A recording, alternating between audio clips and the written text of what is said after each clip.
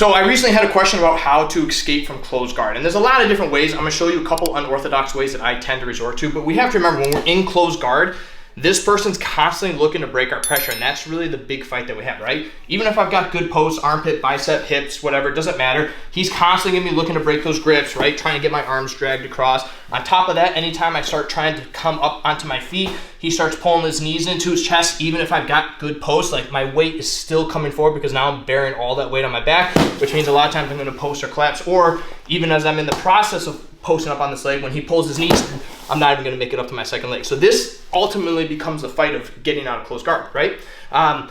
But I found a couple unorthodox ways that I've kind of been playing around with that I don't have to deal with any of that and I can just avoid it, but it's more situational, right? So for me, especially when I'm going against taller, lengthy guys, I don't always like to post or posture because they're gonna start looking to start setting up triangles and stuff, and when you have these guys that are flexible, they can shoot this stuff like that. So I tend to buckle down, look towards getting a body lock, and I start kind of driving my head pressure in and just squeezing a little bit. A lot of times this pressure alone, they'll open up the grip, and then right away I'll look to pass. But one thing I've noticed when I'm doing this is as I'm hearing I'm pressuring, a lot of times they'll take this opposite hand and start trying to clear my head, and as I'm resisting, they'll actually look to post up on this forearm. Now when I see this, I immediately start looking to go for a split seatbelt grip. So I take my back hand, I'm right away going towards that inside elbow grip. I'm taking my front hand going towards the wrist. I'm gonna roll their arm forward as I drive my weight into them, and I can completely collapse their body onto the forearm. Now, the reason that this grip works really well is they can't do anything from here, right? If we go back to him being squared on his back, if we try like the traditional break of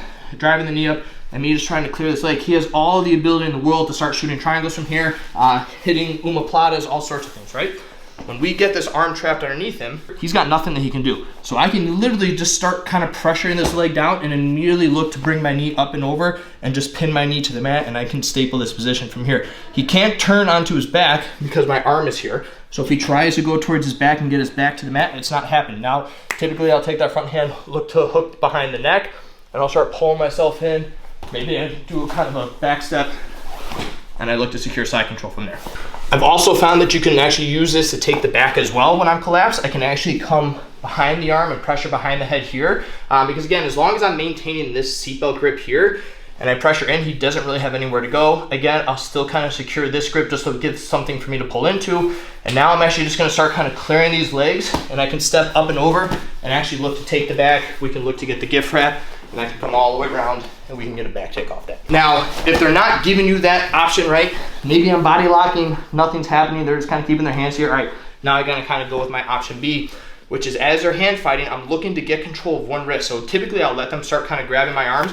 I'm gonna grab their own wrist, I'm gonna look to drag it across myself, and I'm literally just stuffing it to the mat. And ideally I wanna take that same side hand and just pin their wrist to the mat.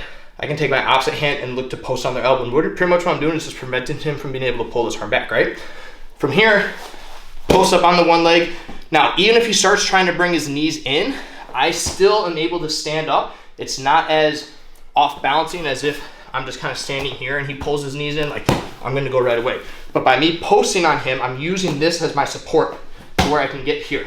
But now I'm in a position where those knees aren't really doing much, and I can completely lock this arm down. So if he tries to bring this arm back and turn back in, it's gonna be very difficult. And then all I need to do from here, now I can take my opposite hand, shimmy, break the grip, and then from here, we can look to pass, secure side control, and again, we have options off that. So the two options that I look for that are a little bit more unorthodox and just kind of more situational based, again, I lock down for the body lock. If they post on this arm, immediately go for a split seatbelt and put that pressure onto that arm so that you can't post off of it, and then again, I can easily break the grip from there.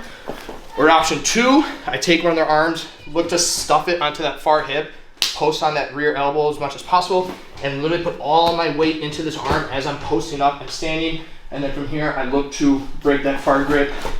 And then again, you have options of how you want to pass. You can literally kind of back step, let the arm come through, whatever you want to do. But we'll release a full video on more traditional ways that we like to do, but here are a couple of situational ones that I find to work pretty well, both gi and no gi. Give them a shot.